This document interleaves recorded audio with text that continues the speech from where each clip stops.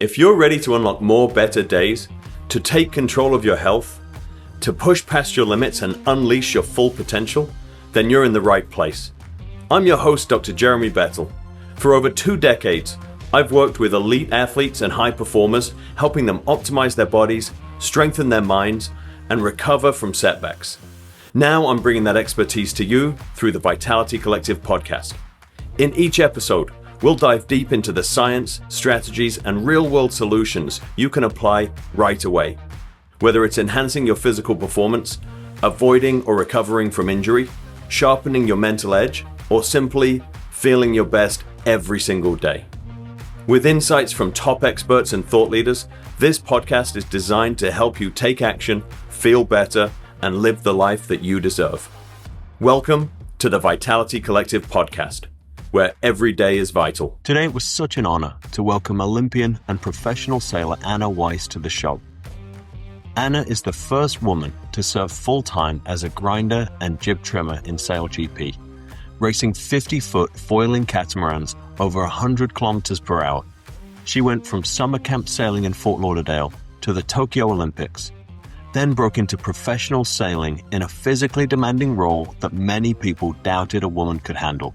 In this episode, we talk about the work ethic her high school coach instilled, the imposter syndrome that comes with being the first, and why the 2 weeks after achieving her Olympic dreams were some of the most depressing of her life. We explore trusting the process when you can't see results, finding identity outside of your career, and understanding that culture doesn't change ahead of trailblazers making it normal. Let's get into it. Today, it is such an honor to welcome Olympian and professional sailor Anna Weis to the show. Anna, thank you so much for coming on. Thank you so much for having me. I'm really excited to chat with you. It's an honor. We've just heard so much about you from our mutual friend Sophia, working together there at Red Bull. And she is just awed by your work ethic, your dedication to your craft, and the work you put in every day. That's something I really want to dig into in your story, because not only are you an Olympian and a professional sailor, you're the first female in that position in the sport, right? Yes. So this is not just any normal achievement. This isn't like you just made the pros. So I want to dig into that. To talk us through this, because you went from summer camp sailing, and now you're gone to the Olympics and into the pro circuit. Like, where does that start?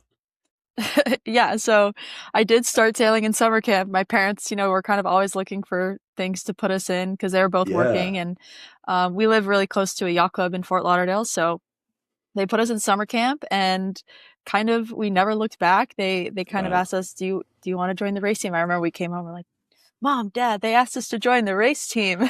Wow. And so we kind of continued with it throughout the year. And of course, growing up in Florida, we were able to be on the water all year round.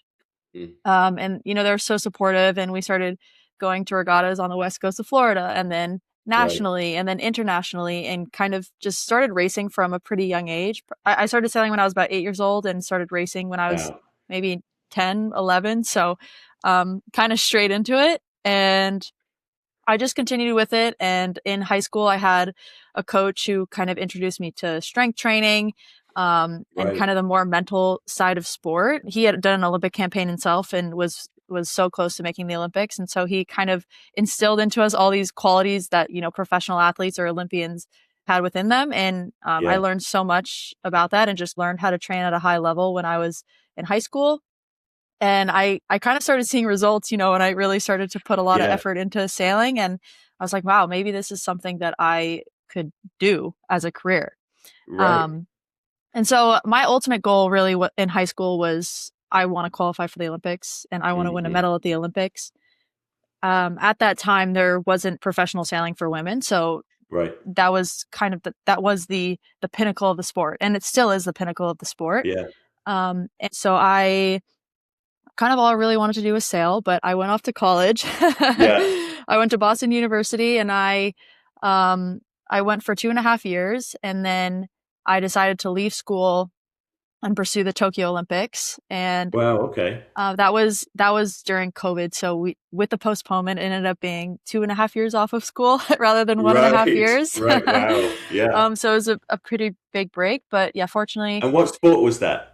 it was in sailing. It was in sailing. Yeah. And I did row Division 1 at Hmm. Boston University. So I stepped into a new water sport there, Yeah. which was a totally different and unique experience, which I'm so grateful for. I feel like that taught me so much. And I've taken a lot of the lessons that I've learned there into my professional sailing career Right. and just, being a better athlete. So after the Olympics, I went back to school and I finished up my degree and continued to row, which was, again, it was coming back after the Olympics and then, straight back into school. And I was like Right. a bit older, but it was still great. And all my best friends are from the rowing team still to this day. So I feel like that'll forever have Amazing. a special place in my heart. Yeah.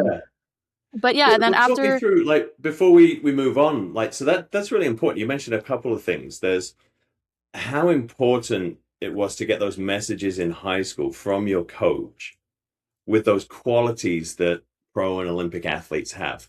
Can you help me understand some of those? Like, what are the mindset pieces that you were able to have access to so early on? yeah, I think the biggest one that has always stuck with me is to trust the process. I think when you look at athletes, you always see them just performing and Yeah. winning medals and all these things, but you don't really see the hard work that goes on Yeah. behind the scenes. And so kind of that whole message of trust the process is like I didn't really understand it until Yeah. I wasn't seeing results, and I kept trying. I kept showing up to Yeah. practice and I kept training, and I was pushing myself in the gym and pushing myself really hard at sailing practice. And then all of a sudden you start to see these results and you're like, whoa, Right. this is so cool. And I know, and then you learn like, okay, this didn't just happen overnight. You didn't just all of a sudden get Right. good at sailing. It's because you were putting in that work, and those little habits, they stack up, which then allow Yeah. you to perform. Um, and I think we also just pushed really hard, and, for being in high school and students, and I was like taking piano lessons, and I was Yeah. super busy throughout the whole week. And so my time on the weekend was when I was sailing. And Hmm. yeah, you just had a lot on your plate as a teenager, also trying Right. to balance a social life, all these things. Yeah. Yeah. Yeah. And we pushed really hard. And sometimes I look back, I'm like, wow, how did I do all that? But I had the right people in my corner, and Yeah. it's just kind of what we did, I guess. Yeah. I think Um, that's the first point at which you start seeing people, you get into a sport, you start doing okay, and then you start seeing people drop away when they don't necessarily make that next cut on the next team or the next level. mhm, And I think that there's such a valuable insight there in that process of just continuing to show up, and the totally. changes are incremental, and they're never as quick as we're taught they're going to be. Right, we have the 30-day abs program Right. on the internet, right? Like we're trained now to expect the results, but this is a years long process Totally. that started as an 8-year-old, right? Hmm. Hmm. Yeah, and I think that was the biggest lesson that I learned. And no shade to my coach, I owe so much to him, but he would always say like, "Oh, well, what do you want to do?" I said, "I want to go to the Olympics." He's like, "There's no way." And I was like, as a kid growing up sailing, I was like a social butterfly. I just wanted to be with Hmm. my friends. It wasn't really until high school when I like really found that passion, and Yeah. kind of learned what a work ethic is. Um, Hmm. and so he's like, "Yeah, you're not going to the Olympics." So I feel like there are a lot of people who just never expected me to go to the Olympics or become Yeah. a professional sailor. But I think it's because I just kept going. I don't think Yeah. that I did anything crazy. I just Yeah. continued to show up, and I didn't give up. I mean, there were Oh, many times yeah. when I was a kid and I was like, "Mom, Dad, I don't know if I want to sail anymore," just because, I was average, but I didn't put in the necessary effort. And I mean, I was a kid, Exactly. I didn't put in the necessary effort to like see those results. And a lot of the kids who did push really, really hard when they were kids, whether it was because of their parents or, other factors, some of them aren't sailing today. So I think that is also another reason Yeah. why I'm still doing this, because I found that passion myself And I'm able to kind of keep showing up every single day. Yeah, and that's important, isn't it? I think what we see a lot is kids who are forced into a single sport, and it's more about their parents' expectation and desire for them to be elite, Totally. versus you go try all this stuff, you find the one you like and settle into it probably a little later than everyone else, but then you find that drive, and so if it's coming from you, Mhm. then it's so much more powerful. Now tell me, when did that spark, that first I want to be an Olympian, and I think that could be realistic, even though everyone else is saying maybe not. When was that moment for you? Yeah, I mean, I think I started CrossFit, and I feel like that really gave me a lot of confidence. Right. Just because going out and competing, I was working really hard in the gym, and I just felt fitter than Hmm. everybody. And I was like, Yeah. okay. And the boat that I was sailing, at the time, it's like very grueling, physically really hard, and you have to like hike. Mm. So you're like, it's a lot of core, a lot of legs. Right. And it was just, for me, I was like, I knew I was fitter, so I could out hike everybody. And so that gave Right. me a lot of confidence. And then I had two really good youth world performances. I was like, wow, this is like really something that, I see the work that I'm putting in, and I think I can get there. And I was so close to doing really, really well at one youth worlds. And it came down to the last two races. I was so upset after because I made a mistake, but it was at the same time so motivating because I was like, I hate this feeling of losing, and I'm never gonna, Yeah. I need to keep Yeah. going. And I knew that there was a pretty big gap between like the youth level and the senior women, the people who are winning medals at the Olympics. Um, but it was something that I wanted to do. And I knew Hmm. that after I finished college, I'm 100% doing an Olympic campaign. And it was going to be in the Right. Laser, this boat that I sailed in high school. But then Right. the boat that I sailed actually at the Olympics in Tokyo was a different boat. It was a 2-person mixed gender catamaran. So, which is similar to the boat that I'm kind of sailing now. It's just a lot smaller. Yeah. But yeah, I think leading into my journey now, I'm really grateful that I, stepped into a new boat class because it kind Yeah. of gave me a lot of new skills that are necessary to kind of step into this professional sailing that I'm doing. So Yeah. it all ended up turning out okay. It's going okay so far. We'll see. We'll see. Yeah. So I think that's an important message as well, isn't it? The diversity of your background, even within these aquatic sports. So you've gone through different classes of sailing, but also rowing, right? Something very different. And I think it does give you a diversity of skill sets and a diversity of exposures to different environments and teams and solo and solo, you're going to have to dig in mentally yourself. On a team, you've got other people around encouraging you. So then now you're into this big boat. Tell us about that. So first of all, break down this class of sailing. So SailGP, tell us about the boat. Tell us about the different positions that there are on the boat, and then we'll come into your position, what you're currently doing. Okay, yeah. So SailGP is a professional sailing league that was started 5 years ago, and we race globally. And they're identical catamarans, so we call that one design in sailing. Right. So they're all similar, and we have access to all this shared data amongst all the teams. Oh wow. So there's 6 people who sail on the boat at a time. For the most part, we do sometimes change to 4 or 5, sometimes even 3 Wow. people on board, depending on the wind conditions. But normally we're sailing with 6 people on board. So we have 2 grinders. One is facing aft and one is facing forward. Hmm. I face forward, and Right. I'm also in charge of trimming the jib, which is the smaller sail on board. Then we have a flight controller who has these little controls that he's controlling how high the boat flies out of the water. So he's managing us so we don't, fly too high or fly too Right. low. So So the once boat is we're actually on foils, right? So it will come all the way out of the water, Yes, and so yes, you're literally flying out of the water on this. we are. So I kind of call it like airplane wings underwater. So they Yeah. provide that lift, the faster we go. So that's our flight controller. We also have a wing trimmer who's in charge of the big wing sail, and it's actually a a hard sail. So typically when you think of sailing, you have these soft sails that like, flap back and forth. Yeah. And so he basically is controlling that, and that is like an airplane wing. So we have, the aerodynamics and the hydrodynamics with the foils. Yeah. And then we have our driver who, drives the boat, a very Right. important role.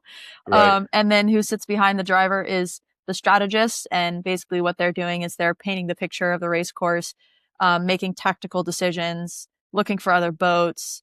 They're very important. They're kind of like the extra eyes on the boat, feeding information to the team and more importantly, the driver, to do, all of our jobs the best that we can. So yeah, it's very, everybody's roles, they all connect. And it's like an orchestra needing to be perfectly in sync, to make the boat go as fast as it can. And, when we do maneuvers and everything. So, it's also super tight stadium racing. So we race super close to shore. So it's really exciting for fans. But yeah, it's really exciting racing. It's like Formula One on the water. Yeah. So how big are the boats? So they're 50 feet. So they're 50-foot foiling catamarans, and they basically retrofitted old America's Cup boats to be sailing, and we go over 100 kilometers an hour. No kidding. Yes. Wow. Okay. So this is a historically male-dominated sport, right? Male-dominated environment. You and I spoke before, and you mentioned that some women had started coming into the league and making teams in the driving position. Is that right? The strategist role. So they sit behind the driver. Yes. Yeah. And then you come along and go right into this grinding role. Tell me, okay, what is the role? What is your job on the boat? Okay, so the grinding role, there's two grinders, like I mentioned before. One is facing backwards, one is facing forwards. So I face forward, and we grind, which is basically we have these handles and we spin these handles, and basically what that does is it allows our wing trimmer to pull the wing sail in and out. So everything else is battery powered on the boat. Typically, if you've heard of the America's Cup or if you're familiar with it, a lot of the grinding roles previously have powered the entire boat, but now we're just powering this winch, which is allows the wing sail to come in and out. Right. Everything else is battery powered. So it's a very physical role. So it's quite fun in that regard, because I love physical challenges, and I love training and pushing hard in that sense. And then I'm also in charge of trimming the jib. So that's the small sail on board. It's a big part of the speed of the performance of the boat. It's kind of, both the wing sail and the jib are connected. So the jib is the first thing that the wind sees, and it can affect how the wing sail is seeing the breeze. So it's very important to be in sync with our wing trimmer. But that's also, cognitively a challenge. So it adds another layer. So your heart rate's up, but also having to really focus on making sure that you're doing a good job with the sail. But it taps into so many parts of sailing that I love.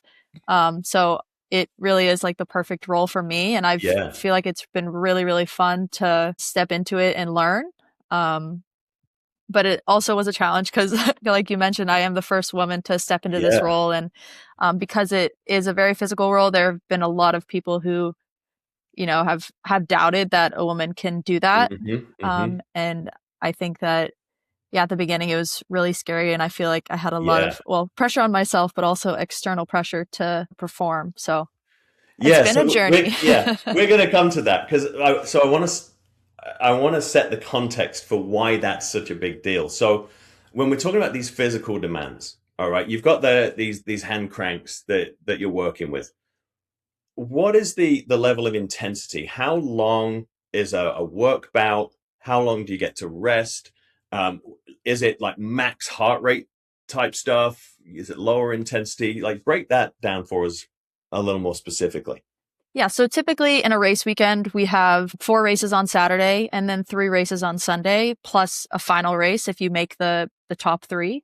Yeah. And each race is anywhere from 8 to 12 minutes. So it is super intense sprint. You're doing a lot of maneuvers, and every time we do a maneuver, we have to cross the boat. So we're running. Also to get out of the cockpit, it's like a pretty big step up. We're also wearing, life jackets, which is more like an impact vest. We also carry spare air and a knife. So the weight of our gear is quite heavy as well. So it's like Right. we're running across the boat in a weighted vest almost. Yeah. Yeah. So Wow. that kind of spikes your heart rate. But then also when you're spinning the handles, there's certain moments of the race course for example, when we're sailing in a straight line, the grinding is a little bit slower and more smooth. But then anytime we're doing a maneuver, it's a lot of grinding really, really quick. Yeah.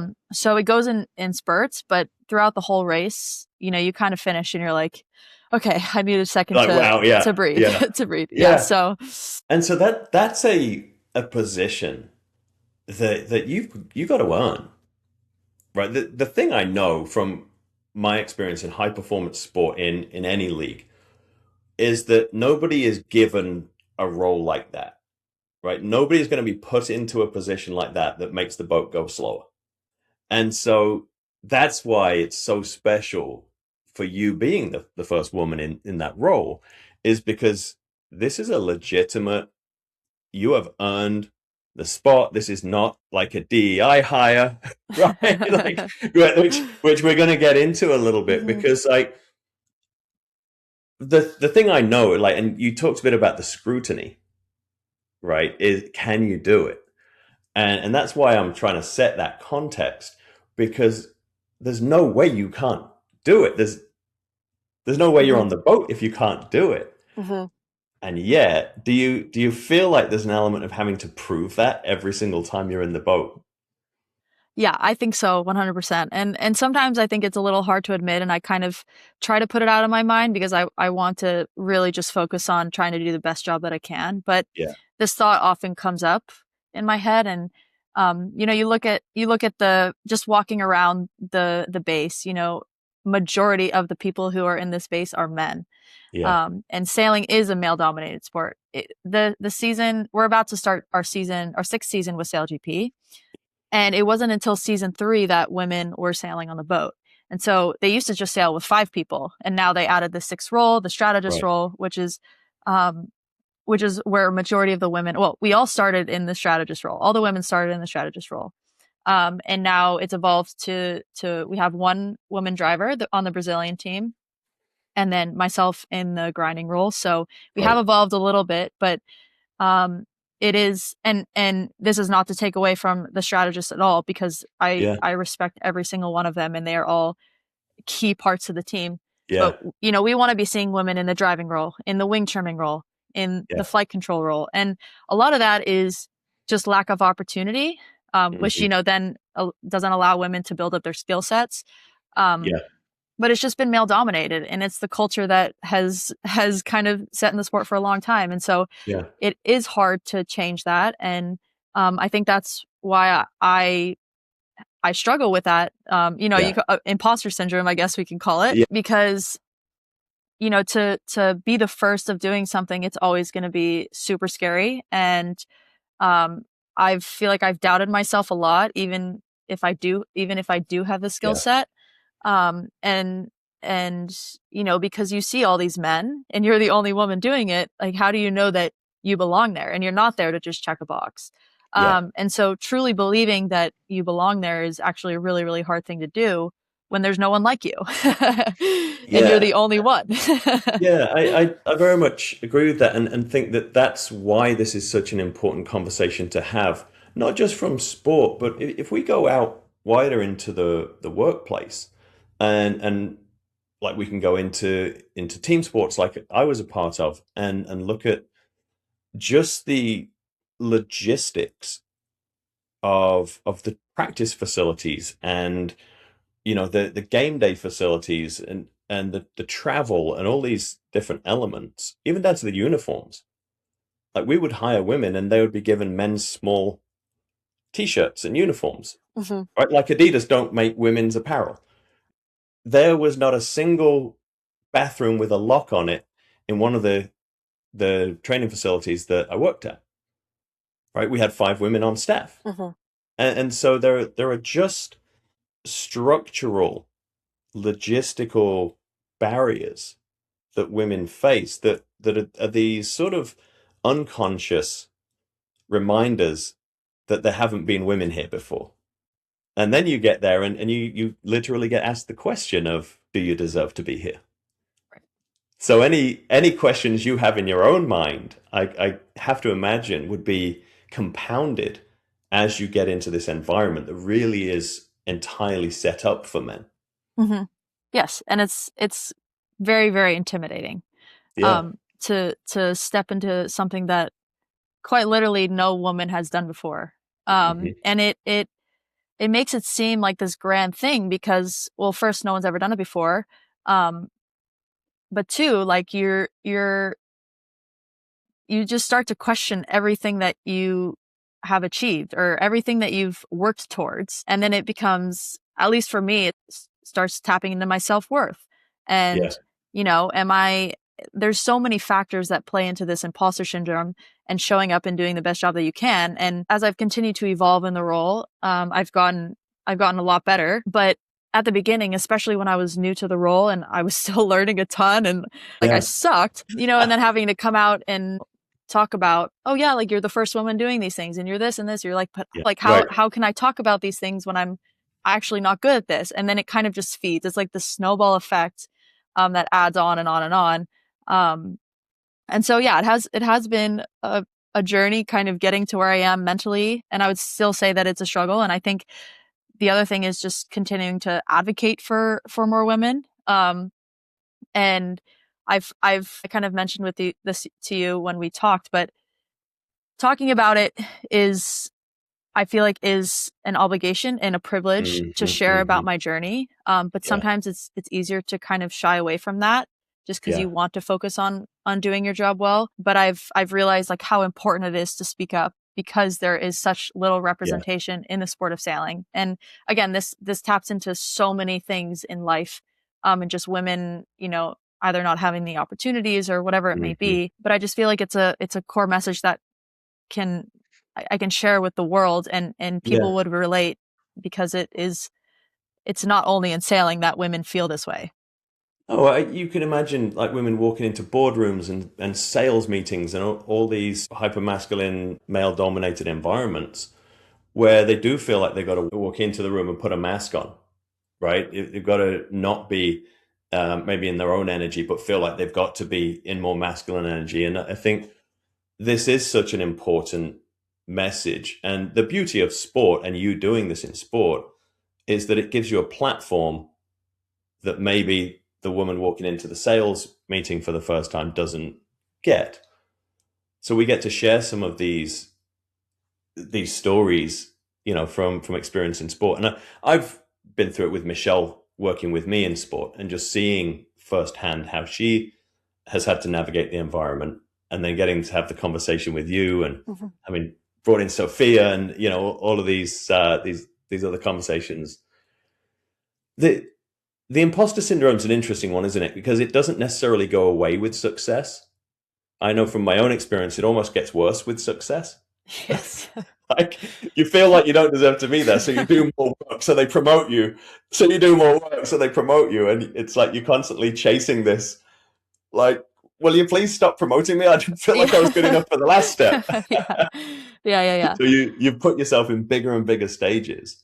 Hmm. How does that how does that go on a day-to-day basis? And I guess what I'm asking, how do you deal with that and put one foot in front of the other and just keep going forward despite that being present, not eliminating it so that you can go forward?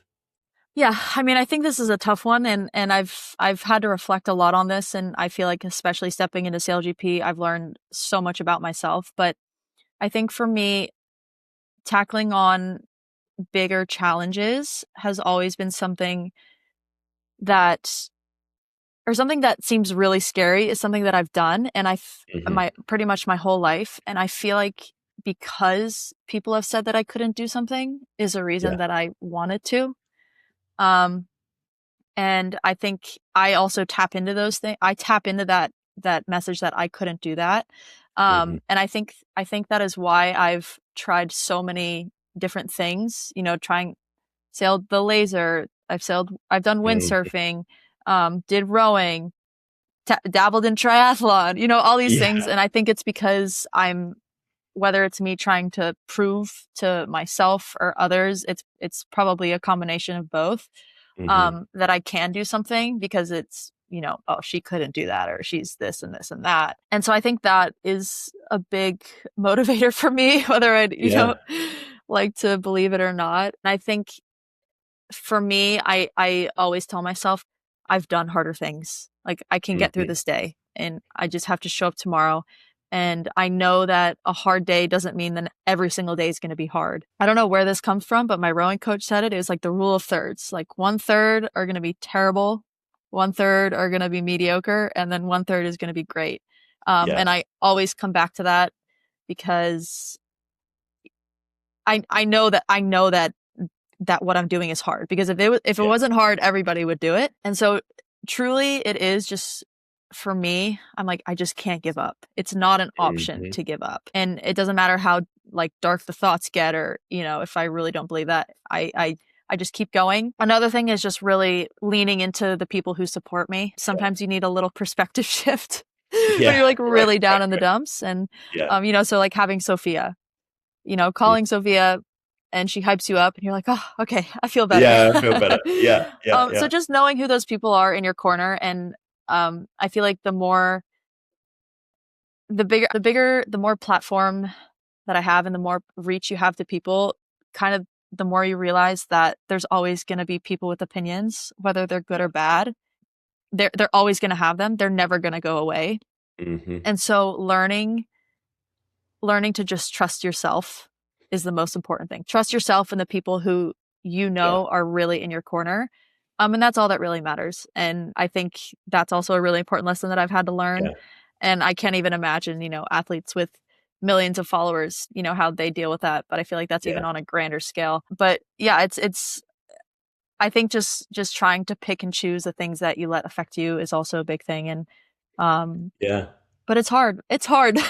Yeah, no, but I think you've touched on some really important points. We used to tell the hockey players, because those guys all had imposter syndrome too, right? They were all insecure. Outside of the top couple of guys on a roster in a big team sport, everyone else is fighting for their job every year, right? Nobody's really secure in their position. And we would talk to them about earning their confidence. And there's some themes in what you've been saying all the way back to summer camp in work ethic and in going into different environments. And over again, you have proved to yourself that you can do these hard things. And so there's no cutting corners here. If you hadn't done the work, you wouldn't be here. Mhm. Right? If you hadn't done the work, you wouldn't be good enough. And if you weren't good enough, you wouldn't be here. So these are things that constantly will reinforce if you allow them to. But I think the really important thing I want to pull out that you said there is proving this to yourself. Because the people outside of this world and the people who want to detract from women being in sport will always think that, right? The guy who didn't get your role is always going to think that, oh, well, it's not because she outworked me. It's not because she was better than me. She got given the Because she's role. a woman. Right, right. DEI. That would, you know what? Yeah, we want to sail a bit slower this year, right? Mhm. We're going to give it someone who doesn't deserve it. Mhm. So I think you knowing that self-validation, and this is something that I've personally struggled with a lot, because I think in sport, and I'd be interested in your perspective here, you do get a lot of external validation. You tell people what you do, you get a pat on the back. You're in big roles. You're the first female athlete. You're this, you're that, you're the other, and it's all external, and there's not much coming from inside. And so when that's removed, I really had to work on that ability to say, okay, I'm out of the spotlight now. I'm out of sport. I'm not a worse person. I'm actually probably better at my job now. And so that there's a self validation piece there that I think is absolutely critical in this.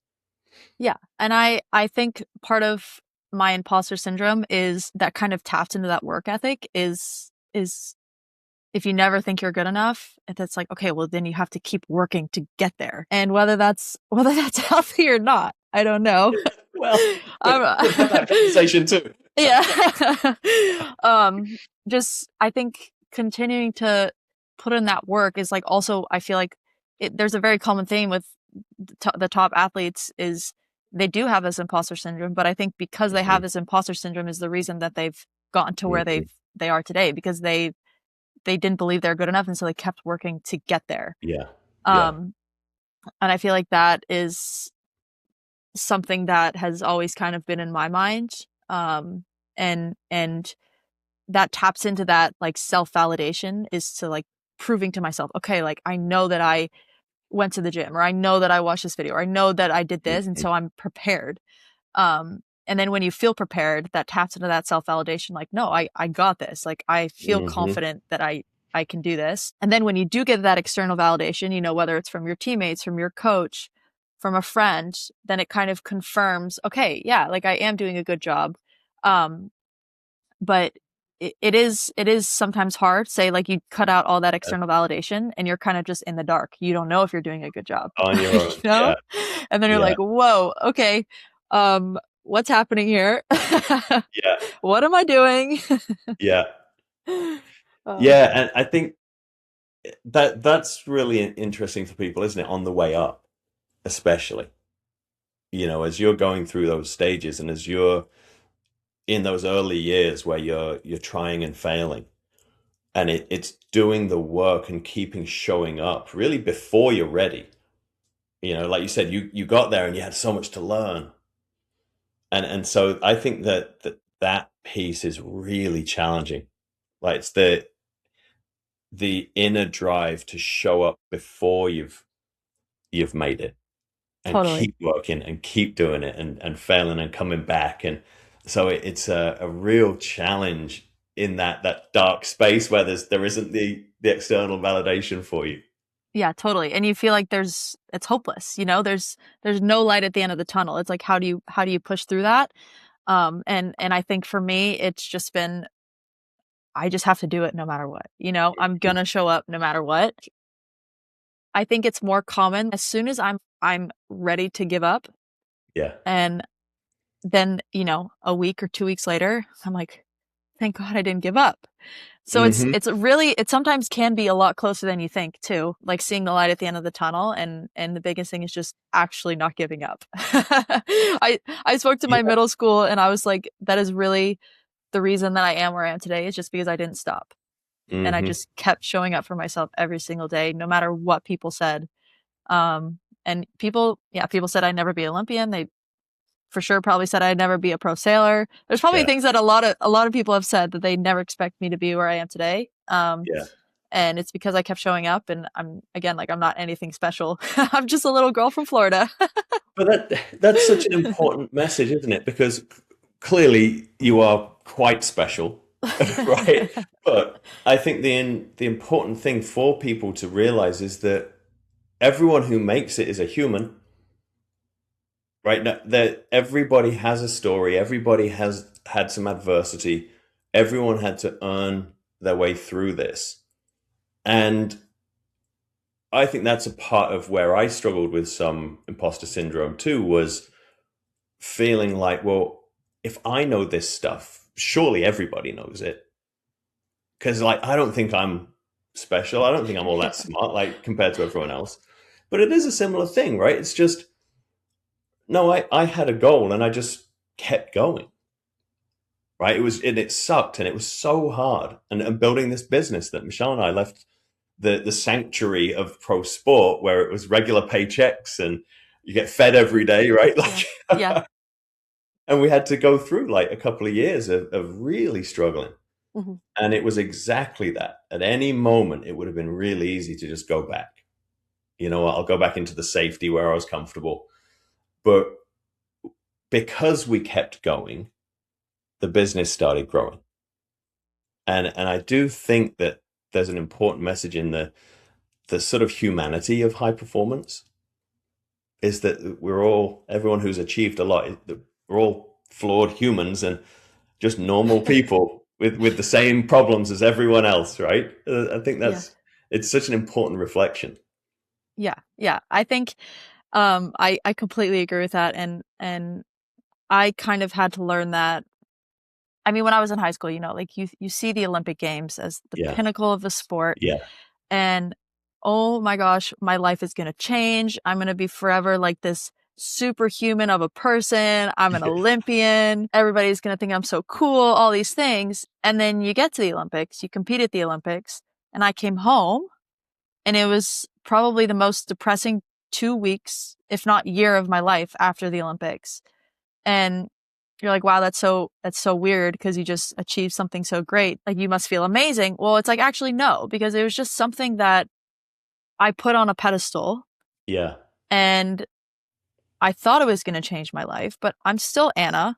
I'm still the exact same person, just with an experience of going to the games. And so I really had to dive deep down into myself and learn who I was as a person, who I was outside of sailing, because I felt like I poured so much into it that I didn't have anything else outside. Like, yeah, I had very few friends. I kind of isolated myself because I poured everything into it. And so I kind of had to relearn how to be a person. And right. once I started doing that, I became happier. I started to perform better. I feel like my life just had balance. And I think that's, like you were saying, that's the biggest thing. And it's a common misconception, is like, yes, there are some serious sacrifices that I have to do to live a different life, doing the job that I have, being a professional athlete. I don't have a normal social life. I don't really have a home base. I'm traveling Yeah, all the time. I'm living out of a suitcase. I don't have the normal stability of a 9 to 5 and having the same group of friends and going to restaurants on the weekends and doing all these things if you're living in one place. Like, people my yeah, age. And so I've again, and I feel like it's a constant learning cycle of figuring out, who I am, what I like, yeah.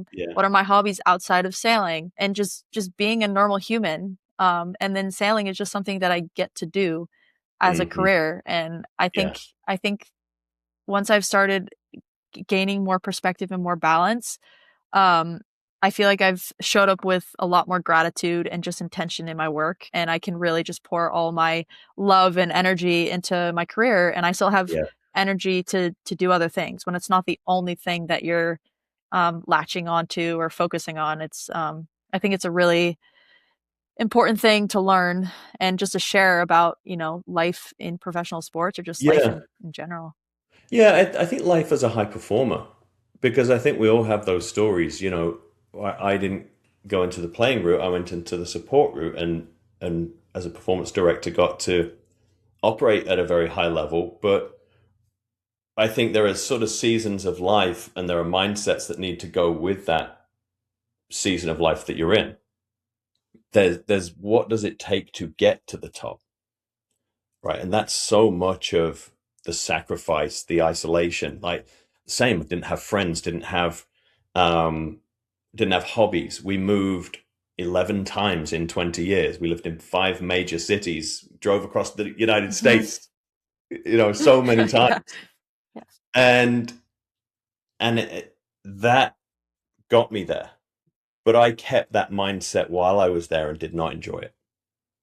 And I think that's the important piece. There's like the first of all, there's the arrival fallacy. I'll be happy when I achieve this thing. And I kept moving the bar. So got the college job. Great. I'll be happy when I get a pro job. We got to the NBA. Well, I'll be happy when I'm a performance director. Got to be a performance director. Well, I'll be happy when this, right? And so there has to come a point where you do exactly what you're describing, right? You change that mindset from a fear of I'm not good enough to, yeah, no, I'm pretty damn good at this. And I want to get better. And I want to Mhm. keep doing this, because I think the trajectory can't keep going in an exponential fashion. I think we have to get to a different mindset to continue evolving and continue improving and to make it worth it. Totally. And I think Right? it comes back to that whole concept of trusting the process, or enjoying the Hmm. journey. Because Hmm. when I've always said, "Oh, I want to win a medal," or like, "I want to win this and that," like, yeah, it's awesome to win, but that feeling doesn't last. It lasts maybe, okay, the day that you win, and Yeah. then the next day you're like, you move on with your life. No one cares. you know? And so I've learned that like the shiny object isn't necessarily what you need to enjoy. It's like showing up every single day. Like, do I enjoy going on the water and sailing? Absolutely. I love it. Do I enjoy going to the gym? Not always, but for the most part, I love it. And it's like, how can I find these little wins in just day-to-day life that I enjoy, that make me want to continue to get better and have that learning mindset and keep growing as an athlete. And I kind of see the results or the winning as just like a perk to the job. You know, it's a cherry on top. But how can you find joy in the little things? Because if you're only going after these shiny objects, you're just going to continue to be disappointed. And I think, that's a big lesson that I've learned. And I feel like it's still hard to kind of, especially as like a high performer, like you want to be the best, you want to win. Right. It's not me sitting here saying, oh, I don't want to win. But, just learning how to kind of shift that perspective in your mind, to kind of go about it in a different way, I feel like has been quite helpful for me just to be a happier and better individual. Yeah, and I think you're absolutely right there. It's not about not winning. That change in perspective from what you did to get there to staying there, it's continuing to win. But I think your own subjective experience of your winning becomes much more important, because we go through that phase where it's actually the pursuit of the goal that is the exciting bit, not achieving the goal. And that's what, as humans, that's what we're rewarded for, is seeking and reward, seek and reward. And that's where I think, people can get really flat and start to feel a lack of purpose and depression when they don't have a goal to pursue. But I think there's that fine line with burnout, right? Where it becomes too much about the reward and too much about chasing after it. Totally. So I think that I'd like to understand more about then the value of it, right? You've achieved such great things. You've got these wonderful experiences. What value has that brought to your life, being a high performer, being the first woman to be in your role, being like a role model for young women to follow in your footsteps? What are the advantages now? What are the benefits to young women who want to follow in your footsteps? Yeah, I mean, I think the biggest thing for me is looking back on my life and growing up in the sport of sailing. There weren't many women to look up to. There's no one doing professional sailing that I knew. It was like the Olympics. I had Anna Cliff Tobias is her name, and she won a gold medal in Beijing. And when I was 9 years old, I was like kind of learning to sail. She came and coached at our yacht club, and she was also training for the Olympics. And so she was pretty much the only exposure that I remember of having of like, oh, the Olympics or this and that, and like representation in the sport. And so now being in the role that I'm in and being able to share my message with, whoever it may reach, I find it really important to show that there is representation and that there is opportunity out there. And I want to advocate for young girls in sport just so they can feel seen and feel heard. And I want to be that person that is just like that normal girl who grew up from Fort Lauderdale, and just with hard work and dedication, you can get here. And it's not that I'm like this superhuman. And, people are like, oh, she's so strong. Like, I want to be strong like Anna. It's like, well, I started going to the gym when I was 15, and I was consistent and lifted weights, and I've put on this muscle, and I've worked really hard to get here. And like, you can do that too. It's not that, it's not that all of a sudden I just woke up and I'm super jacked, Right. And so I want to share the message that it is hard, but it's not something that you should be scared of. And I just want to be that role model for young girls that I feel like I didn't have, or that there are very few of. I feel like it's a huge privilege to be in the position that I'm in to do that. And I feel like, I feel like this obligation, but it's in a really good way. And I feel like very honored that I can do this. And I'm just grateful that I have the platform to do that. And I think, talking about more value, just I've learned that the most important thing in my life is the relationships with people that you have. And through our amazing partners, through Tommy Hilfiger, with Red Bull, AG1, there's so many partners that I've just met the most incredible people, and they've given me the opportunity to speak, share my story. Yeah. And just that human connection is so, so important. And I feel like that's what really excites me about this job, is getting to meet the most incredible people all around the world, and like having these lifelong friends and connections. And I feel so much gratitude every Yeah. day when I, get to see someone that I've worked with for a while, or, it's like little things like that. And I just feel so grateful, and I like want to share that with other people, and share that with the Yeah. world, and just share my message. And yeah, it's been really exciting, and yeah, I Yeah. just feel a lot of gratitude. Well, and that human piece is really important as well, isn't it? Because you're on that boat with your teammates, and you described them as your brothers last time we were talking. Like, those are bonds that are going to last a lifetime, and I think that relationship over time really transcends, are you man, woman? You fall into your role. You're in a race. Everyone's just doing their job. No one's worried about whether you're a man or a woman.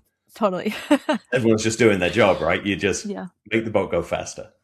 So I think that's a really cool piece of it, is really breaking down those barriers, being a part of that culture shift. Because, culture doesn't change ahead of the new thing happening. Like, we're not just going to change the culture and so more women will be welcome. It takes trailblazers like you to show up every day and make it normal.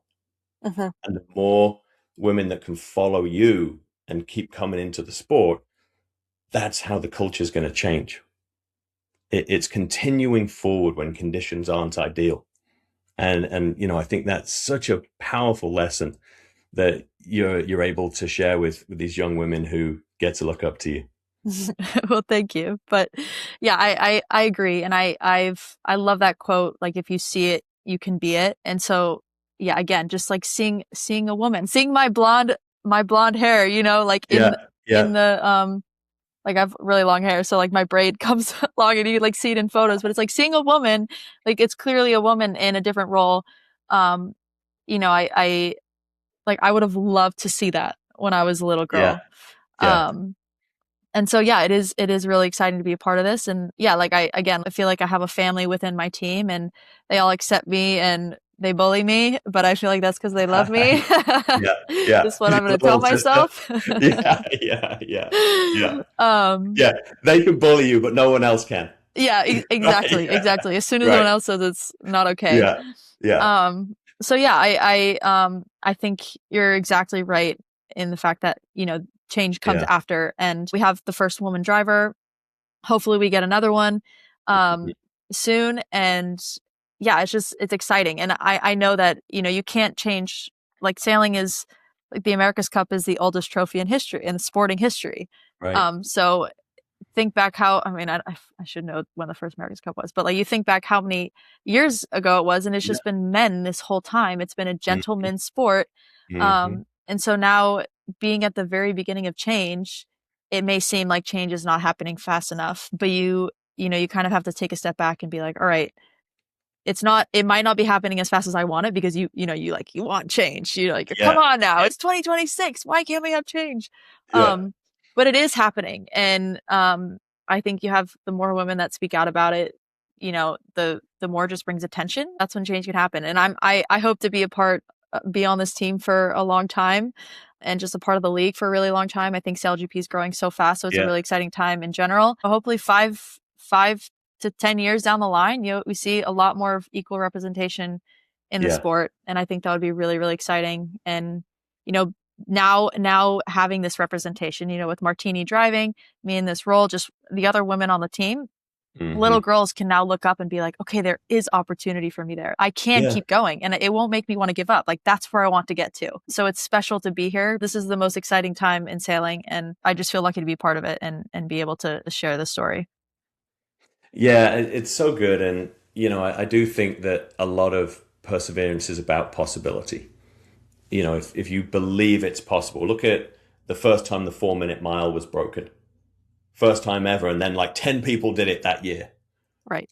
Right. Like, it's just, as soon as mentally people think that it's possible, then they pursue it. Totally. Right. And they have that mental breakthrough. And I think that's where you and the other women that are in the sport now are setting that example and creating the possibility. And so as we come up on time here, we always end with 3 takeaways. What are 3 things that young women, either pursuing the sport or pursuing high achieving roles in business, what are the 3 takeaways that you would give people from what we talked about today that people can build into their mindset or into their actions and put them on the path towards whatever goal they want to achieve? Yeah, this is a good one. I mean, there's, besides the whole, work hard aspect of it, I think the biggest thing that I always fall back to is trusting the process, enjoying the journey. I think that is so important, to find joy in that. I would say the next thing is to learn who you are outside of sport, or whether it's business, whatever it may be. Learn who you are so you can always come back to that. And then the third, I always say this in a lot of my interviews, if like people say like, what would you want to say to young girls?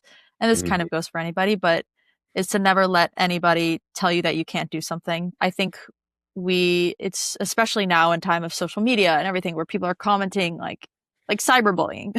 People will just comment anything on people's posts like we don't see it. It's like their opinion doesn't matter. What matters is what you think about yourself. Find people who support you, and don't let the haters keep you from like trying to take on a challenge. Because if I did that, then I would have quit a long time ago. Right. And it's just there's so much more to life than what someone else's opinion is of you. And just because they say you suck or whatever doesn't mean you actually suck. It's just their opinion. Right. So I would say that's the third thing. Yeah. Yeah, and just work hard. 4. Right. Bonus round. Yeah. Look, what an inspirational message, and what an inspirational story you have, Anna. I can't speak highly enough of it. I've seen it in pro sport. I've seen the environment. I know what it's like just from observation. I can't have lived that experience. There's no way for me to truly understand it other than to have seen it play out in various sports. So what you've done to get there and keep persevering and really establish yourself now. I think a lot of people in the sport would find it weird if you weren't there now. So congratulations on everything you've achieved, first and foremost. And where can people find you, follow along with your story, join a sailing club? Join a sailing club. Yeah, well, my Instagram, I feel like that's probably the place that people can find me, is Weis Anna, my last and first name. And you can also follow our team, SailGP USA, on Instagram. But thank you so much for your kind words and for having me on the podcast. It was truly an honor. You're a legend, so I'm very grateful. Yeah, we're incredibly grateful for your time. Thanks so much for coming on. Thank you. What an honor it was to have Anna Weis on the show today to share her inspiring story. Here are the 3 key things you can take away from today's episode. Number 1, trust the process and find joy in the journey rather than fixating on shiny objects. Results don't happen overnight, and the feeling of winning lasts maybe a day before you move on with your life. So learn to find those little wins in showing up every single day that make you want to continue getting better. Number 2, learn who you are outside of your career so that you can always have something to come back to. When Anna poured everything into sailing and achieved her Olympic dream, the 2 weeks after were the most depressing of her life because she had isolated herself and didn't know who she was beyond that achievement, teaching her that balance and identity outside performance are essential. Number 3, never let anybody tell you that you can't do something, especially in the age of social media where people will comment anything. What matters is what you think about yourself and what the people closest to you think about you. Because if Anna had listened to everybody who said she'd never be an Olympian or sailor, she would have quit a long time ago. If this episode resonated with you, the best way to support the show is to follow us wherever you listen to your podcasts, leave a rating or a review, and share this with somebody that you think could benefit from this message. It makes a real difference in helping us reach more people who could benefit from these conversations. You can stay connected with us on Instagram, LinkedIn, and YouTube at Vitality Collective Performance, where we share additional insights, behind-the-scenes content, and updates on upcoming episodes. Thanks for being here, and we'll see you next time.